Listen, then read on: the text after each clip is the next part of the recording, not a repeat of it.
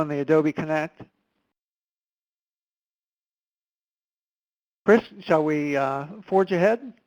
Yeah, Mike, why don't we go? I think most of the hour is devoted to the some kind of finer points about the Delphi process, right? Sure. And we're hoping to reserve a little bit of time at the end to start increasing our familiarity with the Robert Wood Johnson culture of health metrics. And so there was a two-pager, I think it was, that was sent out with the meeting invite that has a fairly quick and dirty summary of the metrics. Sure. Okay, well, since most of the folks, of course, Chris, you weren't on the analytic methodology call a couple of weeks ago. Wayne, I'm pretty sure you weren't on there. And Lori, I don't think that you were on there. So some of this will be new information to you all. I think I just heard somebody else join us. Did someone else just join the line? Oh, yeah, this is Lori. Oh, hey, Lori. Hi, how you doing? Good to hear from you. Yep. So welcome all. Thank you for joining us on this Tuesday afternoon here in the Eastern Time Zone. We'll begin by just showing the agenda first. We want to go over some of the information regarding the Delphi expert panel, the approach and the composition. And then secondly, to discuss and go over some of the Robert Wood Johnson Foundation culture of health metrics. There have been some several conversations leading up to the present on what the relationship should be between this effort, which of course is also funded by RWJF, and the developing or emerging effort regarding the culture of health, which also has about approximately 40 or so metrics that covers some of the same ground that NHSPI covers. And so we can talk about some of that. So first, weighting. And Wayne, let me, for your benefit, since you joined the group a little bit, well, later in the process than I think everyone else on the phone, let me just briefly discuss why the weighting is important. When currently the index scores that we see on the website reflect officially, there is no explicit weighting of the many measures and subdomains and domains, but there is implicit weighting. And so one of the things that we want to do is to have explicit weighting, and we want to use this Delphi panel. And I think you were on a month ago, so I think we did cover some of this. The weighting makes a huge influence over the relative importance of various measures, and so we want experts to have their ability to weigh in on this and to let us know which measures they think ought to be more important. And we're proposing to do at least a three-wave Delphi, one that's focused initially on the measures, and then on the subdomains, the relative importance, and then the domains. Today, really, all we're going to talk about is the item measure portion of that. And so one of the considerations that I think that has come up and that we need to pay attention to is when you're asking experts to weigh the importance of various measures, we need to be very clear about what it is that we're asking them to factor into their assessment. That is to say, which hazards, and that's one of the issues. And so we have decided that the best approach would be to use this all hazards approach. But at the same time, we want to emphasize that health security is a broad concept, and it's not just about preparedness, but it's also about, as we see on the slide here, protection and I really should underline resilience, because that's something that has come up repeatedly in many of these work group meetings and the National Advisory Committee meetings. And that it involves many sectors of society, not just government, for example, but it involves the nonprofit, the faith community, individuals and their families. And so a lot of these measures that we're proposing to add in, and there are also a lot that are currently in the index, cover this broad territory. And I think what we're trying to do is to bring in some additional measures that would maybe address the issue of resilience more so. Now, Dominique, who is our biostatistician and resident Qualtrics and REDCap expert, has put together an online assessment tool, and this is a beta version of 3 of the measures that are in the first subdomain, the first domain. And so the first item measure is M17, is its nomenclature, if you will, and it is whether a state participates in the behavioral risk factor surveillance system. And so what we're asking people or experts to do is to move this visual analog scale from 0 to 10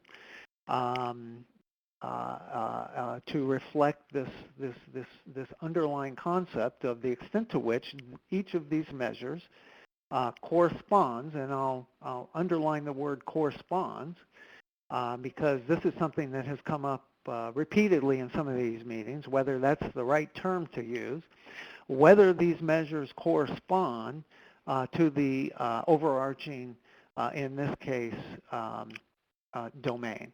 And so I will stop with that, and I'll ask Chris Nelson. You mentioned. I want to turn it over to you, Chris, and I want you to maybe say something about that, because this is something that you mentioned when you first looked at this. Sure. Yeah, I guess I struggle a little bit with that. It strikes me that, at the very least, people could interpret it in a lot of different ways. And so, one way that comes to mind is you might be asking, I'm going to assume that I'm putting myself in the position of someone taking this survey or going through this. I might be thinking, all right, to what extent do I think this is a good indicator of this broader set of activities and capabilities? But I also might be asking myself, to what extent do I think this specific activity, being involved in the survey is on the critical path to being able to prevent, protect against, respond, and recover from some specific scenario.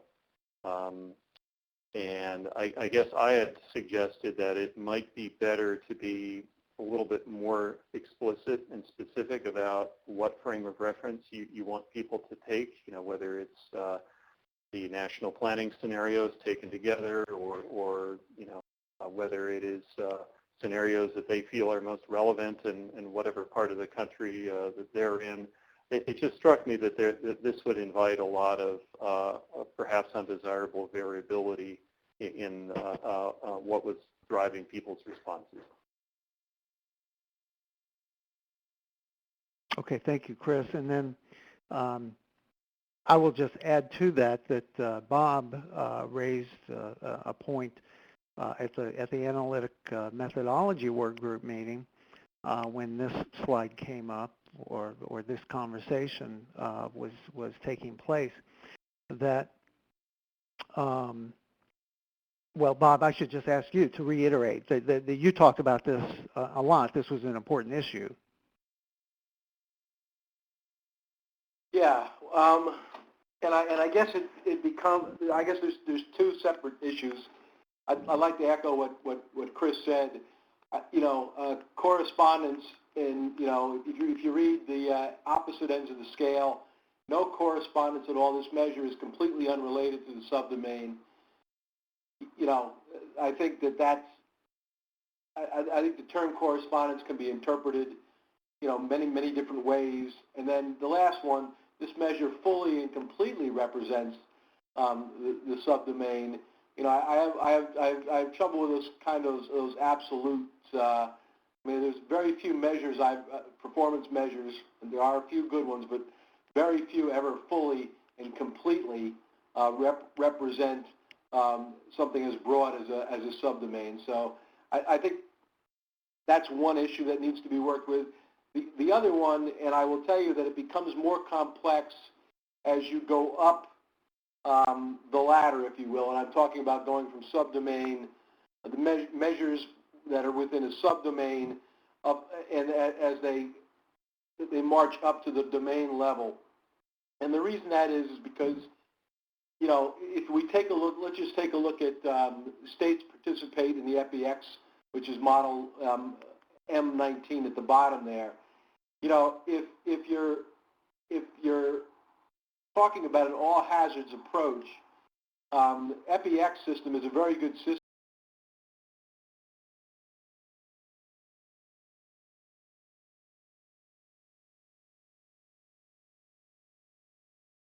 Matter from CDC to the state epidemiologists would not be extraordinarily important in a hurricane, would not be important in the natural disasters, and quite frankly might not even be important in a chemical event. And so when you take a look at those 15 scenarios that make up what we're considering all hazards, these rankings are going to be relative, particularly when we're down at the measure level and the subdomain level. They're going to be highly variable, whether or not they actually have any importance or any role in a specific scenario. An earthquake, for instance, might not have any bearing. And I used a couple examples from the laboratory standpoint. We have some very granular measures on the chem labs and on the BSL level 3 labs that are running virology, bacteriology, and things like that on the CDC laboratory response network. Those very granular ones are only going to apply to either a biological event or a chemical event, and probably will have very little relevance or correspondence, if you will, to an earthquake, a hurricane, or any of those, or particularly cyber attack would be another good example. So I think the instructions that you give people are going to have to be very, very clear, and I think this is going to be not as simple an exercise as one might think. Right, So, thank you. Michael, I don't know how I did this time describing my concerns, but I'll get better at it if I keep doing it. Yeah, well, I keep hoping that we're gonna hit an equilibrium point, Bob, and we won't have to keep doing this. But I feel like we're getting close here. I want to welcome Jim Blumenstock to the conversation. Jim, I see you on the Adobe Connect, and I heard someone beep in, and I'm assuming that was you. So yes, thank you. Yes, it is. My pleasure. Okay. Sorry I'm late. Yeah, no, thank you, Jim. And Bob, Chris, thank you for those comments. Does anyone else have something that they want to say about any of the issues that Chris or Bob raised, or any other issue related to this particular slide?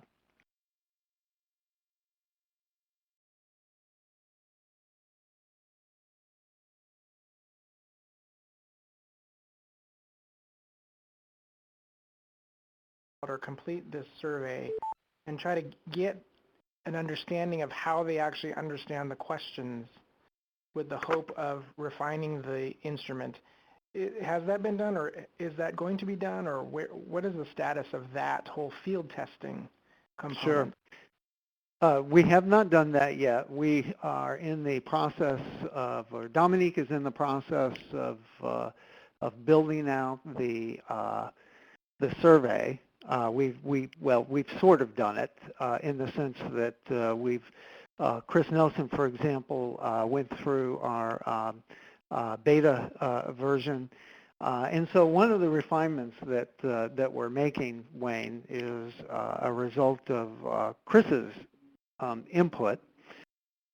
He looked at this, and where you see, for more information about this measure, click here.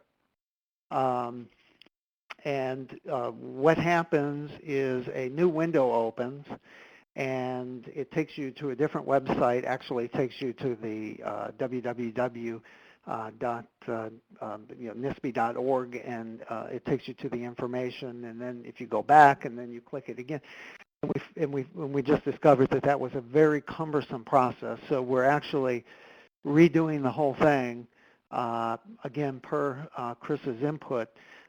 So that pop-up windows will open instead for more information, and it won't be as cumbersome or difficult to work with. The other input that Chris gave us was what he mentioned regarding the correspondence. A lot of people have stumbled over that terminology, and so I think the plan is as soon as Dominique completes the build out, plus he's adding a lot of new, which you're going to see, I think, in the next slide or two, some new variables or item measures. Once we get the online instrument constructed, then we'll find some of our folks to beta test, to walk through this, and we'll want to use people like you, people who are first on the one of the two work groups, and two have a deep interest in this. So as soon as we get that the online version built out, we get the front end constructed, then we'll be getting back to you guys, and this will probably take place. Well, surely within the next few weeks, I would think, and then it wouldn't be anything that, I mean, we don't have time to really wait until the next, and that this sort of thing would be cumbersome to do over, during a work group meeting itself. So you'll be hearing about it. Okay. Thank you. Okay, thank you. And I see Jackie Merrill joined us. Hi, Jackie. Hi, how are you? Doing great. Okay. So which measures will be included? So currently we have 178 measures in the index, and so all of those will be included. In addition to that, there are about 55 other measures. You see the RWJF, Culture of Health Metrics. Not all of those will be included, but a small subset. It turns out that currently some of the RWJF Culture of Health metrics are already in the index, but there are some other ones dealing with intersectoral collaboration and community engagement that we'll be adding in. We have some Joint Commission data that Dominique has actually been working with, and so we'll have to work with the folks at the Joint Commission to try to get those operationalized in a way that are very usable, but in the meantime, they'll be included on the Delphi. And then the National Institute of Standards and Technology has a series of, I guess you would call most of them, pre-event community status. You know, this is a category that we've been talking about over the last several months. And maybe they would fit into a category like that. Many of those measures would also fit into the existing framework. And so we've gone through that list of social and economic and environmental, and there's housing and infrastructure measures, and made a kind of allocated them to the various domains and subdomains where they would best fit in the current structure, and those that don't have a clear home or somewhat vague, then we'll put them into a seventh category, I don't know if we want to call it a domain. I don't want to call it a domain because computationally, we don't really know how we're going to handle these other measures, but we want them included on the Delphi, and so we need to get some sense of their importance and their weight, and so we'll put them in this new category called pre-event community status. And then there were a couple of measures on worksite and occupational health that have to do with measures of preparedness and resiliency. These were things that data, for example, how many workers or employed individuals in a state have the capacity to work from home or paid time off, which can be an important benefit in the event that there is some sort of event that would require people to shelter in place or stay at home and still be economically productive. So that's an example of a measure from that category. And then we have the fatality management. Within the current index, there was a subdomain in the community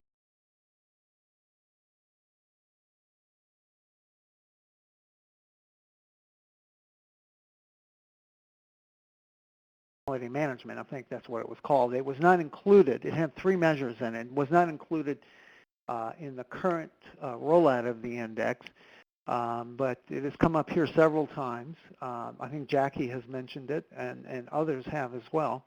And so we're including the 3 measures from that subdomain.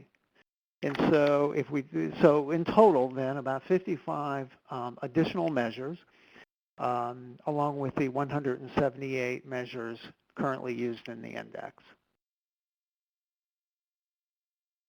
Any questions?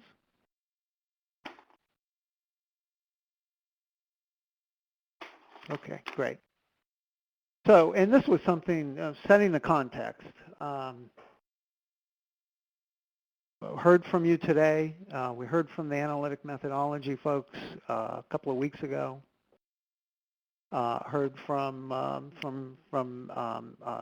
folks on some of the other calls that we've had where we have discussed how to. This is not going to be easy. I mean, it's not going to be a slam dunk to craft the language in a way that is, well, let's say it's vague enough to cover, the waterfront, yet specific enough that it means something to somebody. And so we want to introduce this idea. We want to set the table, if you will, by talking about the broad nature of national health security. And so one of the things that I did was that I pulled out the National Health Security Strategy and Implementation Plan to see how they set it up. And so there's some nice text in the introduction of the report where they lay it out. They talk about the all hazards approach. They talk about the many different and diverse set of hazards. They don't, at least in the section that I'm referring to, they don't make explicit mention to the 15 planning scenarios, but we can weave that in. So I'm thinking about using some of the introductory text as a way to set the table. Some of the introductory texts from the National Health Security Strategy and Implementation Plan. It's a plan that most people will be, who are in the field, will be familiar with, but it's also written for a lay audience, one who is not necessarily doing this 40 hours a week, but one that has more than a passing interest in the topic. And I thought it was very well presented. So I plan on leaning very heavily on that, and we'll just see what our beta testers, such as Wayne and others, think about it when we get it all together. And then finally, the third bullet there, of course, after you set it up, then we need to describe each of the subdomains. And this is text that is taken directly from the documentation available on the website that describes the current index architecture. So we want to provide as much background information as we can to inform the process, but not so much that we really weigh people down with the trees so that they can't see the forest. So it's going to be, as you've already said, it's going to be it's going to be a heavy lift to try to accomplish that.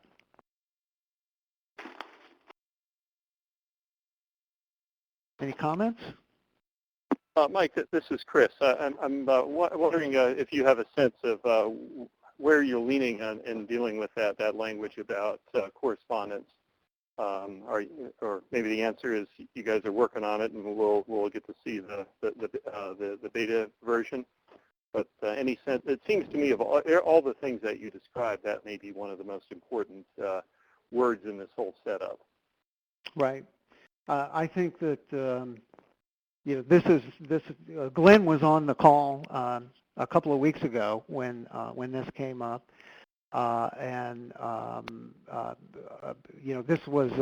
This was some language that Glenn developed, and then Glenn left for Europe for 2 weeks.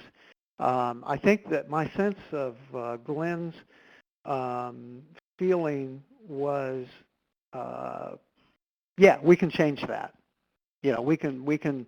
I don't think he was wedded to correspondence necessarily. And I think particularly since it seems to be hanging a lot of people up, that will change it. But to what, I couldn't tell you yet, Chris. And so I am open to suggestions. In fact, I would recommend that the members of the Model Design Work Group weigh in on this. I think that would be very helpful. Well, yeah, it seems like that'd be a useful thing to spend a few minutes on. So, I guess I'll be quiet for a moment. And, Bob, you raised the issue. I remember hearing others talk about it. Can we provide some suggestions here, group?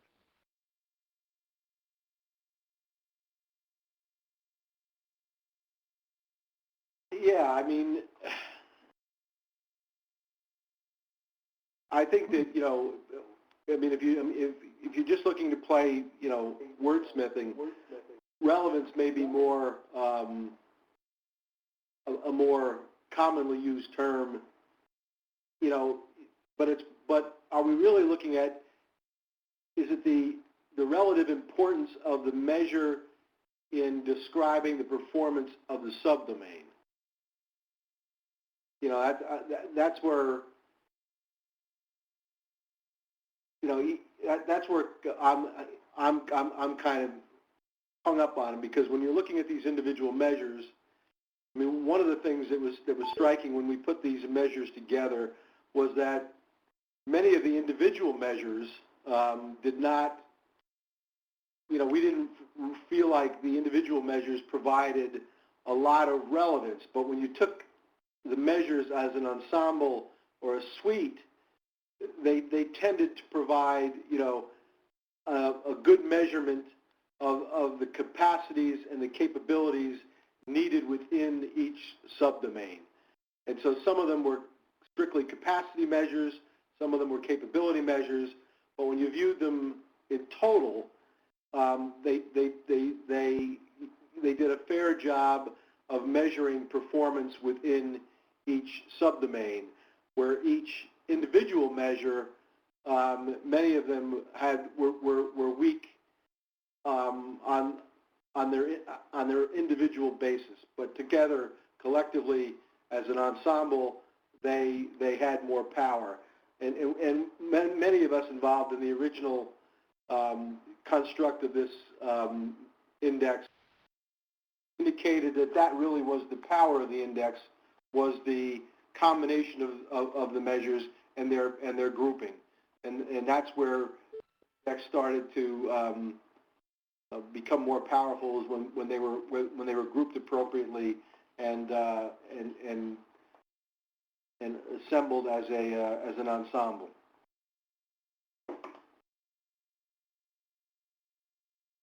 So would the sum was greater than the whole of the parts, or however Correct. that expression goes?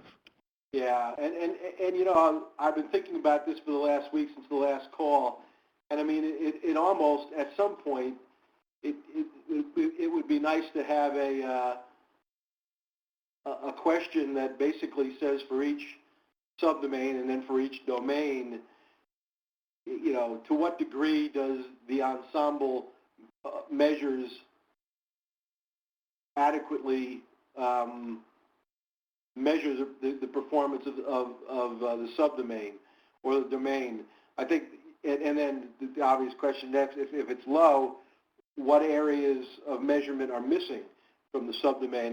That's certainly one of the things that John Links and I wanted to do at some point was to take a look at each subdomain and each domain and to see, you know, what areas were not measured, were missing from the ensemble.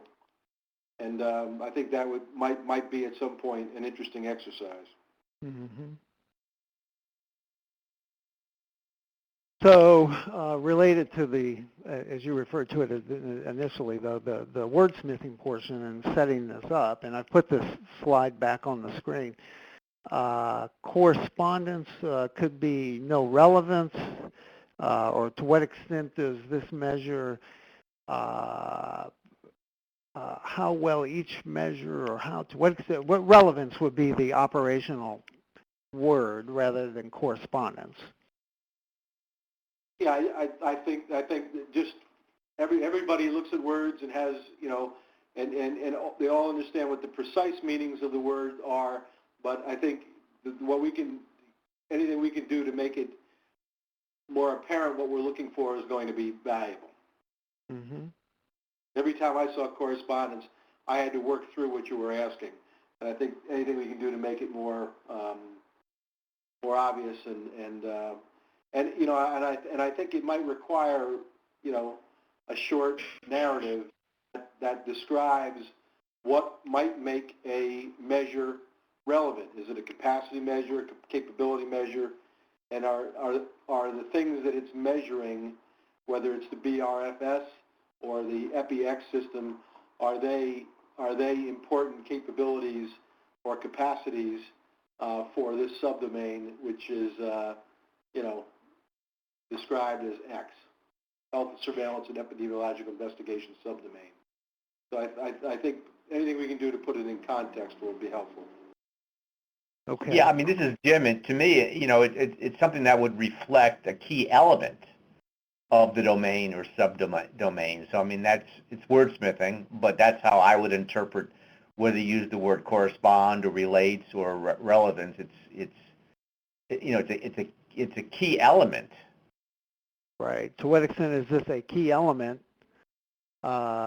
for, you know, fill in the blank subdomain? Yeah. Yeah, I mean, that's pretty... How well does it reflect a key element in, you know, domain / subdomain? Okay. Yeah, that's. I pulled up Chris Nelson. I pulled up your email you sent to me on July 8th, and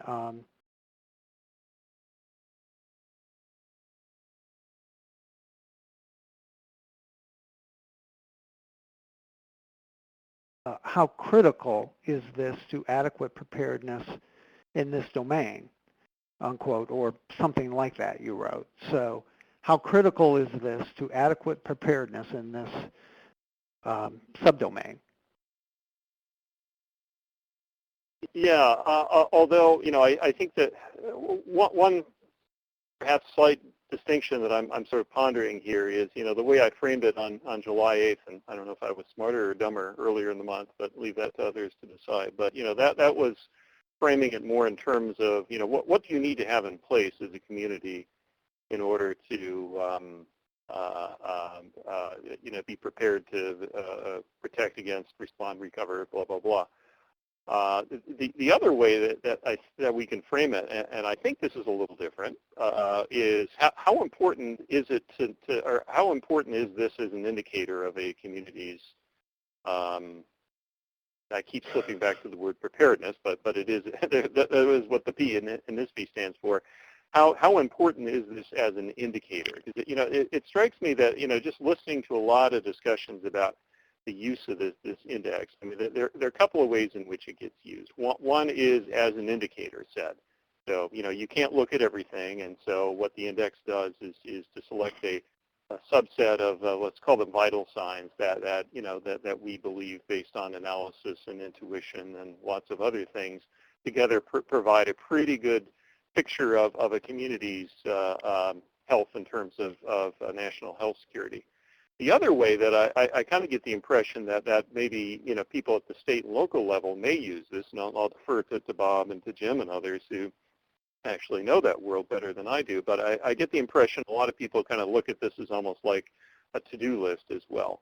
And so I could imagine if you had one group of people looking at this exercise from the perspective of, I need to tell you how important measure X is in terms of representing something that I need to invest in or do or support, that might give you one answer. And if you frame it in terms of what do you really need to know about a community in order to know whether it's prepared, I'm thinking you may get a slightly different response. But curious to hear what the state and local folks think about that.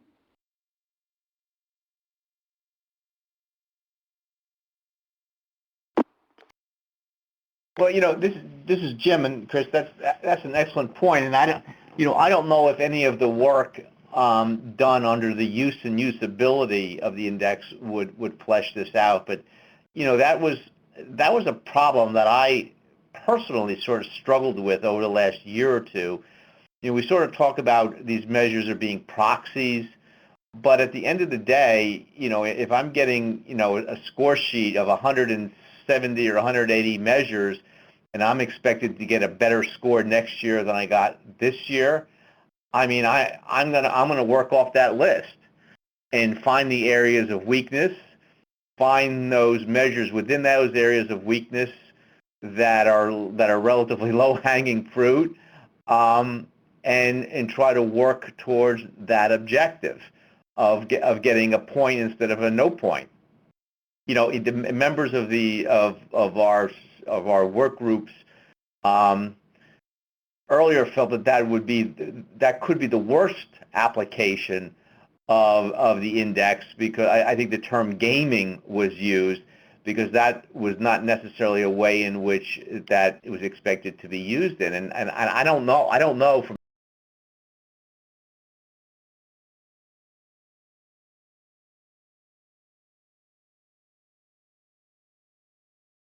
trying to improve their overall performance score by working the tally sheet. And Bob, I don't know if you've gotten any information or any insights regarding the use and usability as to whether states have gone down that road or not, but that's something that I would be curious to see if it in fact is playing out at all. I think your question is a good one. I can tell you the first 2 years, some of the people that use this most successfully were kind of using it just the opposite way.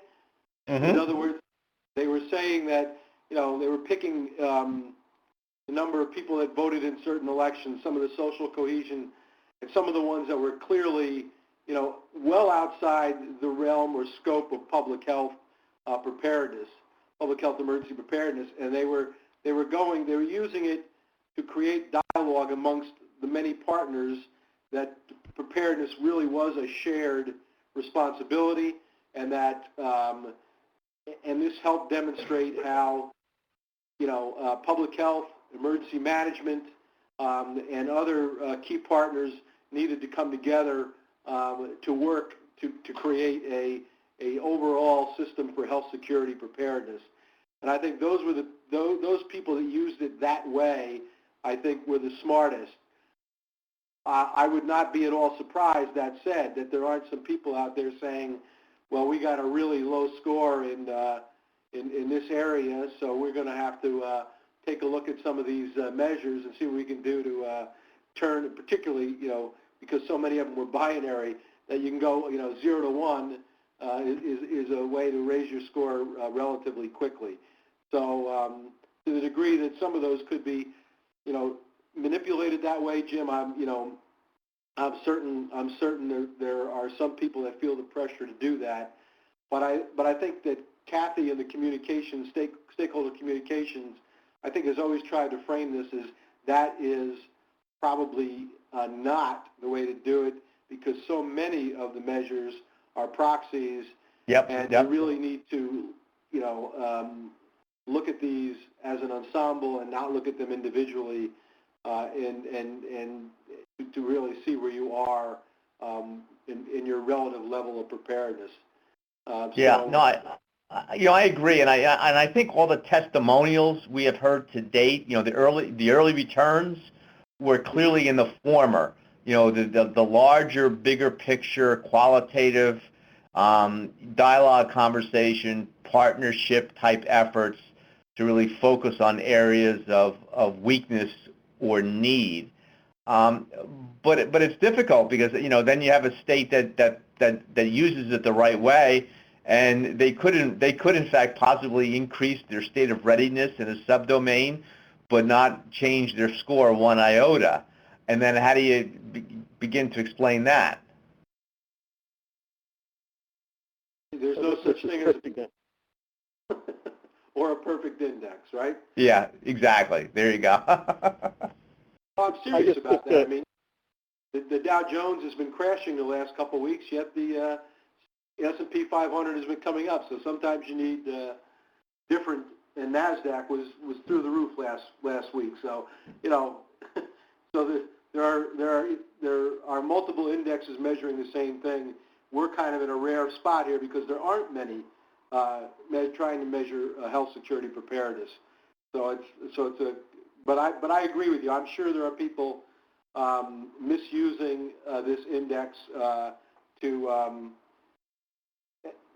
increase the scores in a way that's probably not going to increase their levels of preparedness drastically, but may increase their scores. But you're right.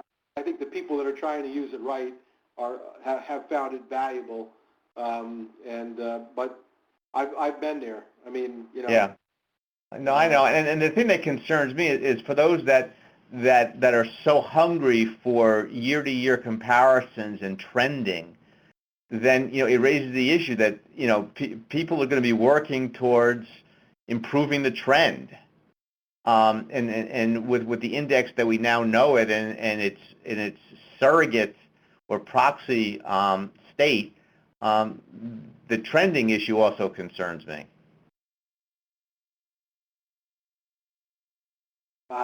So I guess agree. just to go back to the wording issue, to me that sounds like the wording ought to be, Mike, really clear about the issue that we're asking you to assess these things from the perspective of proxies or indicators, and I think for those people who have been involved in this project that may seem kind of obvious, but I don't know exactly who you're going to engage for the Delphi, but I am imagining there are going to be some people who may not be all that read into the subtleties of the thinking behind the index, and so just being very, very clear about that, I think would probably be well worth a couple extra words on the page. Well, yes, I agree, Chris. And one of the points that came up a few weeks ago in the analytic methodology meeting, someone asked a question about whether there would be like a kickoff meeting or something to get everybody on the same page, everybody being all the Delphi participants, before they launch into this thing. And so we thought that was a good idea. We'll probably do a series of things. Certainly we'll send a long email that has a lot of the descriptive information available, probably akin to what each of you received, who were recruited to join a work.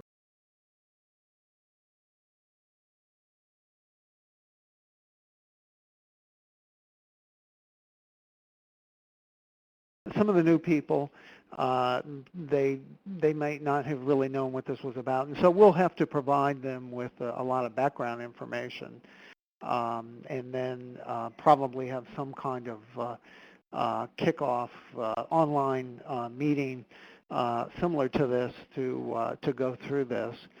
Now, getting back to the wording, it occurs to me that if we were to go with Chris, what you talked about, how important, and I underline the word important, is this fill-in-the-blank measure to, you had said preparedness, but let's say to the subdomain,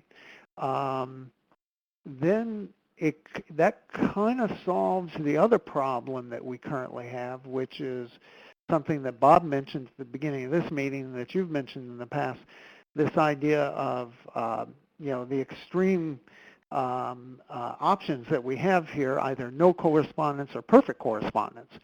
If we go with importance as the operative word, then we could say something like a 0 could be not very important, and a 10 could be very important.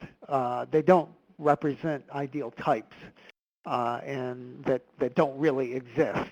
It's sufficiently vague. So it kind of solves that problem too. So, Mike, I guess in my current state of mind here, I'm thinking it's critical to say importance as an indicator or an indication of the domain. I guess I still get a little bit concerned with importance to the domain. That just still sounds a little bit abstract to me. Right. Well, it will say it will.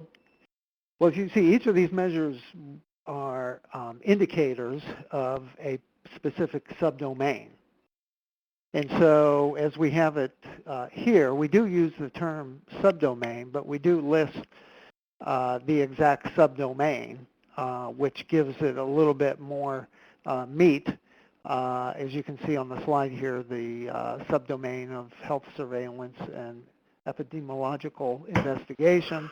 And then if people want to know, well, gee, what is that? Well, it's this, and that's the third bullet. It describes, this is what we mean by this subdomain. Yeah, I guess I was reflecting more on the exchange that we had with Jim and Bob just a moment ago, and making very clear that people should be thinking about the importance or the weight of these things as proxy indicators, as opposed to kind of their tally sheet, I guess, as Jim put it. And again, I hope I'm being too cautious about that. I'm hoping that that's clear to most people, but again, I'm not sure we want to take that for granted as you reach out to a lot of people for this Delphi. Sure. Okay. And then, just one other thing that it might have been Jim or somebody else who brought this up, but I think is a really good subtlety about all hazards. I sort of get the impression that what you're expecting folks to do is that, I'm going back to somebody had a little narrative about how I think, there are certain lab capabilities that may be really important for an infectious disease or something like that, not very important for a natural disaster. I'm wondering, would it be helpful to provide some explicit guidance about that? Do you want people to essentially sort of average across the scenario space, or do you want them also to feel free to say, well, look, here's a capability that is only important for one or two scenarios, but on the other hand, it's really important for those scenarios, and so should the respondent give that a kind of a high rate because they think it's critically important for one scenario, or should they give that a more middling rate because they're being asked to sort of average across the scenario space? And I apologize if I'm being pedantic here, but that's another source of noise in the responses that I can foresee. And frankly, I think it's an ambiguity in how people tend to talk about all hazards. Right.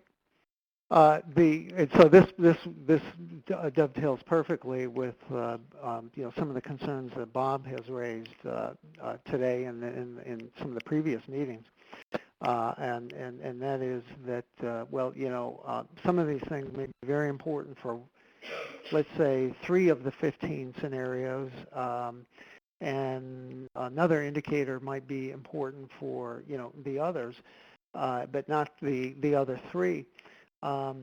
And it seems like that's going to be more of an issue for at the let's say the subdomain and domain level, and less so at this level when we're looking at the individual item measures. That was the conclusion that we came to at the analytic methodology workgroup meeting. That that's an excellent point. But we're probably okay with going with the sort of on average all hazards approach at this point. But we're going to have to address some of this, some of these fine details on subsequent waves of the Delphi. And I think that makes sense. I would just encourage you to consider putting some fairly clear and concise guidance, just so people are responding to this in the same way. I'm sure people will still debate about what the right approach is, but at the very least, I think you want people coming at this from